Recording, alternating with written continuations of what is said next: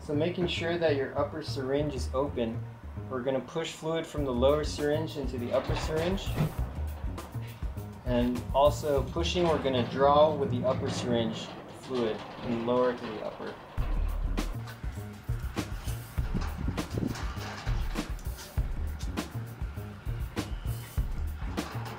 So now we're going to turn the bleed nipple back to closed position. At this point we can take out the lever pin and place it back into the storage position. Open now. We're going to pull upward on the plunger to draw air out of the Parabox. And you'll see tiny bubbles coming out. This is all air you don't want in the system. And as I pull, the bubbles will come through, and when I let go, or in some cases I might even have to push down, you repressurize the Parabox with mineral oil, just trying to get as much air out of there as possible.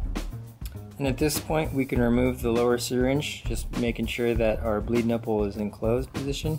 Slide the top hat off. The hose should pop off easily. At this point we can take the bike off the stand and we're going to lay it on its side in order to position the Parabox bleed port in the up position. So this is a very important step that we've come up with on our own. When the bike is in the vertical position, air bubbles can rise above the bleed port. But when we turn the bike on its side, the air bubbles can float directly to the bleed port, at which point we can draw them out.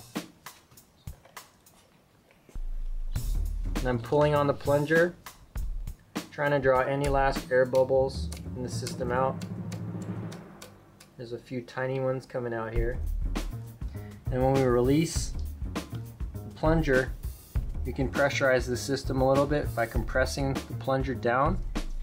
And at this point, with a little bit of pressure on the plunger, we can depress the brake lever and you can kind of flick it a little bit to try to get any more air bubbles to come out. You can try to draw more air bubbles by pulling on the plunger. Got a few more there. And then now we can repressurize the system, pushing down on the plunger and pulling on the brake lever. Notice here at the lever arm, we're depressing the plunger of the master cylinder, and I'm noticing very little travel here as I'm pressurizing the mineral oil and I'm checking the lever throw. It seems to be very tight and indicating that this Parabox is pretty well bled. And so now we're going to place a rag over the lower portion of the bar to protect the bar teeth from getting oil all over it, because we're going to remove now the syringe by loosening it, and you'll notice the mineral oil bleeding out. It's actually a good sign when you know there's pressure pushing the oil out. It means it's full. And seeing that it's full, we can now just put the plug back in. It's overflowing, still a good sign. And just take a rag and wipe up the excess. So now we can put the bike back up in the stand and get it ready so we can put the brake pads back in the rear caliper. Okay, now we're going to remove the bleed block, taking the pin out,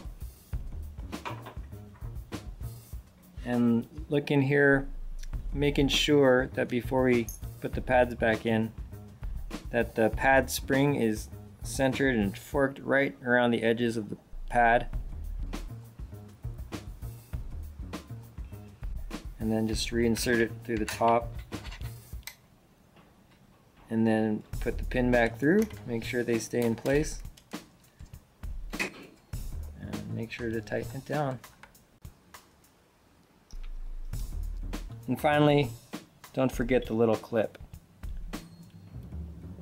So just reinstall the wheels and go enjoy your new hydraulic brakes.